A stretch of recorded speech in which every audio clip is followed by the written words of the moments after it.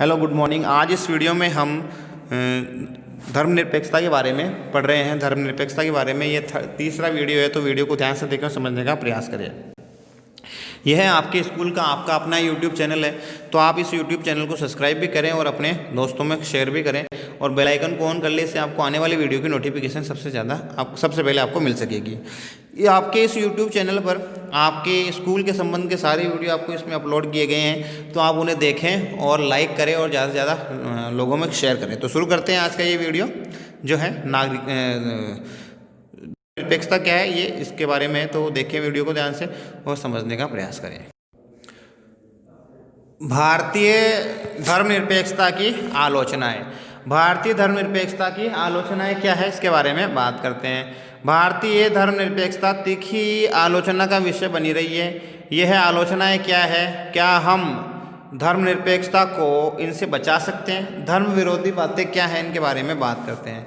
पहला, अक्सर ये तर्क दिया जाता है कि धर्मनिरपेक्षता धर्म विरोधी है। क्या धर्मनिरपेक्षता धर्म विरोधी है? धर्मनिरपेक्षता कभी भी धर्म विरोधी नहीं हो सकती है। हम शायद ये दिखा पाने में असफल हुए हैं कि धर्मनिरपेक्षता संस्थागत धार्मिक वर्चस्व का विरोध करती है। ये धर्म विरोधी होने का प्राय नहीं है। उसी प्रकार कुछ लोग ये तर्क देते हैं कि धर्मनिरपेक्षता राष्ट्रीय पहचान के लिए खतरा पैदा करती है, लेकिन हमने पहले भी ये देखा है कि धर्मनिरपेक्षता धार्मिक स्वतंत्रता और समानता को बढ़ावा देती है। अतएव यह धार्मिक पहचान पर खतरा पैदा करने की बजाय उसकी हिफाजत करती है। बेशक यह धार्मिक पहचान के मतांध, हिंसक, दुराग्रही और औरों का बहिष्कार करने वाले और अन्य धर्मों के प्रति घृणा उत्पन्न करने वाले रूपों पर अवश्य चोट करती है। वास्तविक प्रश्न यही है कि किसी चीज़ पर चोट करने की बजाय बल्कि यह किया जाए कि इस पर कैसे प्रहार किया जा रहा है, वह मूल रूप से उसके योग्य है या नहीं। पश्चिम से आयातित। दूसरी आलोचना हमारी ये है कि जो हमारी धर्मनिरपेक्षता है वो पश्चिमी देशों की कॉपी की गई है। पश्चिमी देशों से हमने इसको अर्जित किया गया है, अर्थात यह पश्चिमी चीज़ है। दूसरी, इसलिए भारतीय स्थितियों के लिए अनुपयुक्त नहीं है। पहली नज़र में यह विचित्र शिकायत है, क्योंकि पतलून से लेकर इंटरनेट और संसदीय लोकतंत्र तक आज भारत में लाखों चीज़ें प्रचलन में हैं। इसकी जड़ें पश्चिम में। इसीलिए पहला जवाब तो यही हो सकता है कि ऐसा हो सकता है। ऐसा क्या हो सकता है? क्या आपने किसी यूरोपियन को शिकायत करते हुए सुना है कि शून्य का आविष्कार भारत में हुआ है? किसी यूरोपियन के द्वारा आपने सुना है कि शून्य का आविष्कार भारत में हुआ है, अतः वे इसका इस्तेमाल क्यों नहीं करते? बहरहाल यह एक किस्म का छिछला जवाब है। अधिकांश महत्वपूर्ण और प्रासंगिक बात यह है कि समुचित धर्मनिरपेक्ष होने के लिए किसी राष्ट्र का अपना खुद का लक्ष्य होना चाहिए। पश्चिमी राज्य जब धर्मनिरपेक्ष बने तब महत्वपूर्ण स्तर पर उन्होंने ईसाइयत से संबंध विच्छेद कर लिया। पश्चिमी धर्मनिरपेक्षता में वैसे कोई ईसाइयत नहीं थी, फिर भी इस दावे का मतलब क्या है कि वे पश्चिमी है? धर्म और राज्य का पारस्परिक निषेध किसी पश्चिमी धर्मनिरपेक्ष समाज का आदर्श माना जाता है। सभी धर्मनिरपेक्ष राजसत्ता की प्रमुख विशेषता भी नहीं है। संबंध विच्छेद के विचार की व्याख्या अलग अलग तरीके से की जा सकती है। कोई धर्मनिरपेक्ष राज्य समुदायों के बीच शांति को बढ़ावा देने के लिए धर्म से सैद्धांतिक दूरी बनाए रख सकता है और खास समुदायों की रक्षा के लिए वह उनमें हस्तक्षेप भी कर सकता है। भारत में ठीक यही बात हुई है। यहाँ ऐसी धर्मनिरपेक्षता विकसित हुई है जो न केवल ईसाई से जुड़ी हुई है बल्कि भारतीय जमीन से सीधा पश्चिमी आरोपण ही है। तथ्य यह है कि धर्मनिरपेक्षता का विगत इतिहास पश्चिम और गैर पश्चिमी दोनों मार्गों का अनुसरण करता हुआ दिखाई देता है। पश्चिम में चर्च और राज्य से संबंध विच्छेद का सवाल केंद्रीय है और भारत में पश्चिमी देशों में शांतिपूर्ण सह अस्तित्व के सवाल महत्वपूर्ण हैं। अल्पसंख्यकवाद। तीसरी बात जो है वो यह है कि तीसरी आलोचना क्या है? तीसरी आलोचना के तौर पर धर्मनिरपेक्षता पर अल्पसंख्यकवाद का आरोप मढ़ा जाता है। यह सच है कि ये सच है कि भारतीय धर्मनिरपेक्षता अल्पसंख्यकों की अधिकारों की पैरवी करती है, लेकिन सवाल यह है कि क्या ये न्यायोचित है। आप कल्पना कीजिए कि 4 वयस्क पुरुष सबसे तेज चलने वाली गाड़ी में सफ़र कर रहे हैं। बीच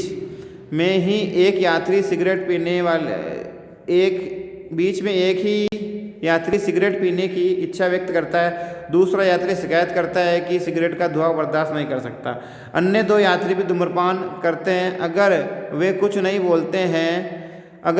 बोलते हैं तो साफ तौर पर कम से कम 2 यात्रियों के बीच में टकराव अवश्य होगा। एक विचार आया कि मतदान के जरिए इसे हल किया जा सकता है। सिगरेट पीने वाले 2 खामोश यात्री उस व्यसनी का साथ देते हैं तो धूम्रपान न करने वाले 2 मतों में अंतर से हार जाएगा। अतः अल्पसंख्यक क्या होगा? पराजित होगा, मगर नतीजा तो उचित प्रतीत होता है कि आम सहमति से उचित लोकतांत्रिक नीति अपनाई गई है। अतः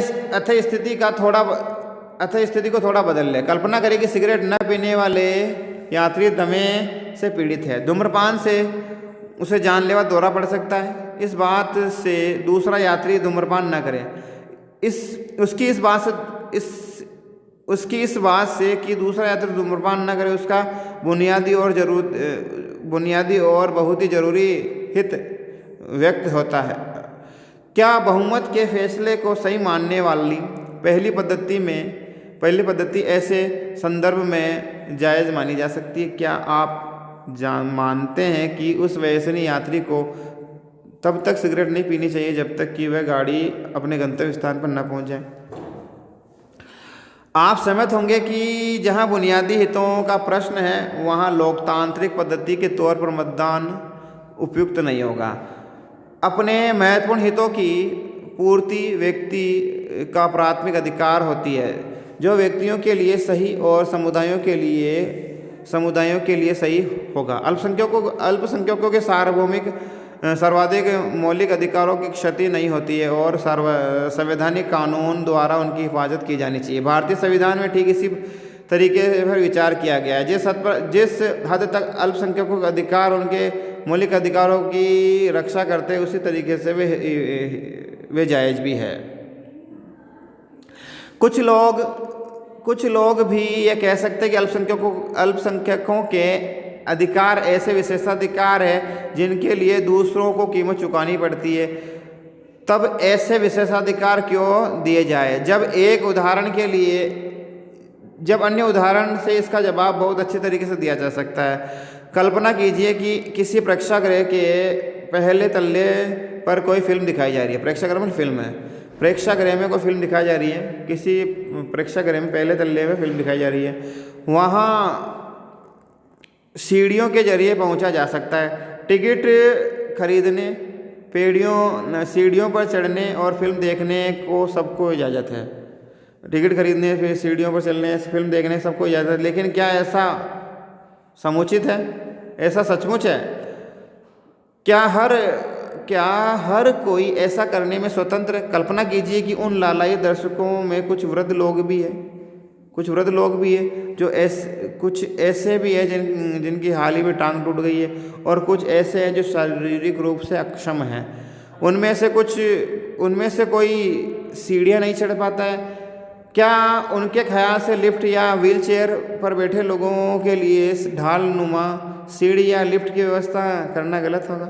ऐसा करने से वे लोग भी वही चीज़ पा सकते हैं जो दूसरे लोग सहज ही सीढ़ी पर चढ़कर उनको प्राप्त करते हैं। अतः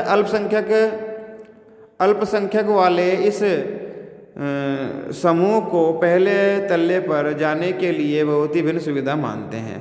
अगर पूरी तरीके से ऐसा निर्माण किया जाए तो जो पहले युवा सक्षम लोगों के लिए उपयुक्त होगा, तो ऐसे लोगों में खासतौर पर फिल्म देखने के लिए उनको विशेष लाभ होगा।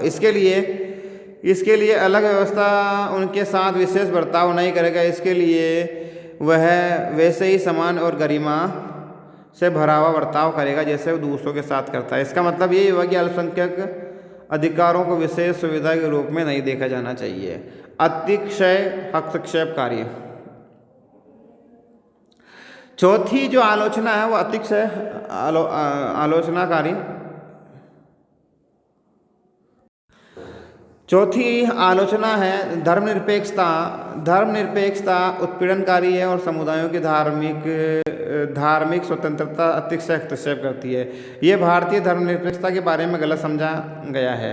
यह सच है कि परस्पर विरोध निषेध के तौर पर धर्म और राज्य के संबंध विच्छेद के आधार पर न मानकर सिर्फ धर्मनिरपेक्षता धर्म के हस्तक्षेप को स्वीकार करती है, लेकिन इससे यह निष्कर्ष निकाला जा सकता है कि यह अतिशय हस्तक्षेपकारी है।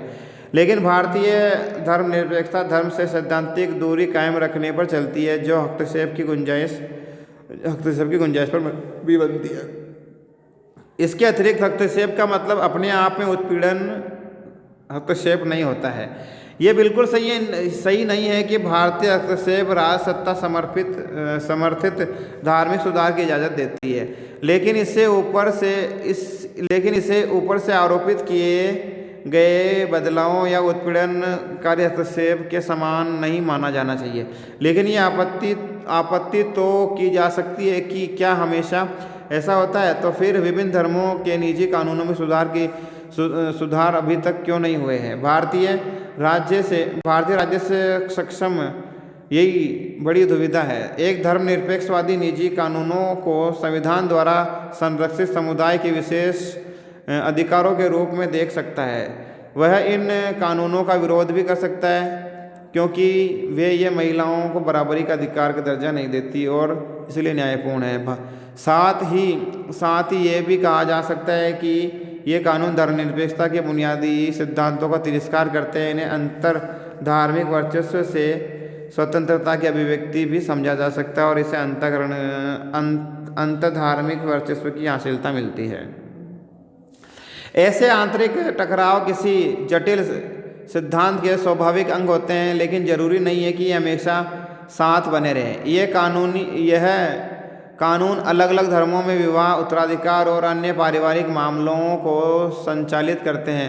निजी कानूनों को इस तरीके से सुधारा जा सकता है कि वे अल्पसंख्यकों अधिकारों के साथ साथ पुरुषों और महिलाओं के बीच बराबरी की भी मिसाल बनी रहे।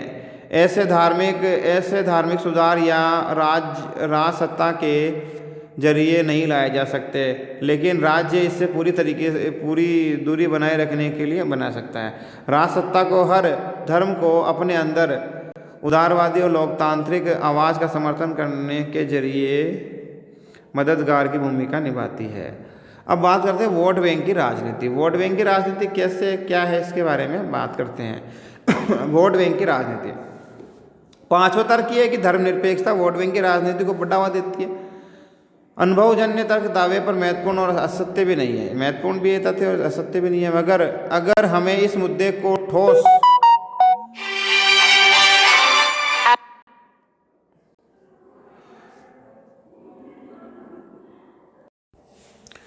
है लोकतंत्र पर राजनेताओं के लिए वोट पाना जरूरी होता है और ये है उनके काम का अंग है, और लोकतांत्रिक राजनीति बड़ी हद तक ऐसी ही है। लोगों को किसी समूह के पीछे लगने और उनका वोट पाने की आखिर राजनीति का दावा करने के लिए उचित है। असली सवाल तो यही है कि वे ठीक ठाक किस मकसद से वोट पाना चाहते हैं। उनमें सिर्फ यही उनका हित निहित है कि वोट बैंक के लिए। यदि किसी राजनेता को वोट देने वाला समूह उनके द्वारा बनाई गई नीति से लाभान्वित नहीं होता तो बेशक वह राजनेता दोषी होगा। यदि अल्पसंख्यकों का वोट चाहने वाला धर्मनिरपेक्ष राजनेता उनकी इच्छा पूरी करने में समर्थ होता है तो धर्मनिरपेक्ष परियोजना की सफलता होगी, जो आखिरकार अल्पसंख्यकों के हितों की हिफाजत करती है। अगर कोई व्यक्ति विचाराधीन समूह या कल्याण या अन्य समूह के कल्याण या अधिकारों की कीमत पर करना चाहता है तब ये हो सकता है। यदि ये धर्मनिरपेक्ष राजनेता बहुसंख्यकों के हितों को नुकसान पहुंचाए तभी हो सकता है। जब तक नया